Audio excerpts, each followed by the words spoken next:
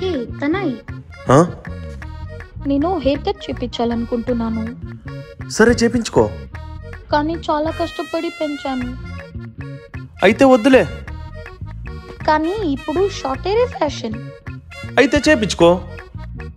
కానీ నీకు long hair అంటేనే ఇష్టం కదా. అయితే వద్దులే. కానీ నా ఫ్రెండ్ చెప్పింది నాకు షార్ట్ హెయిరే బాగా కనిపిస్తుంది అంట.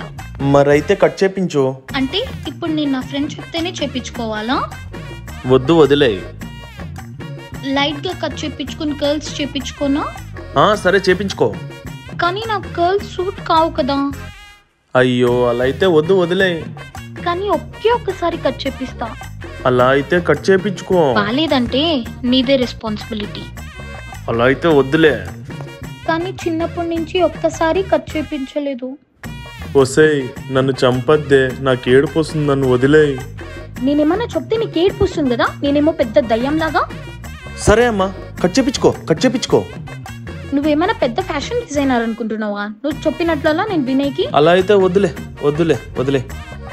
నేను అసలు ఫ్యాషన్ గా ఉండటమే మీకు ఇష్టం లేదు.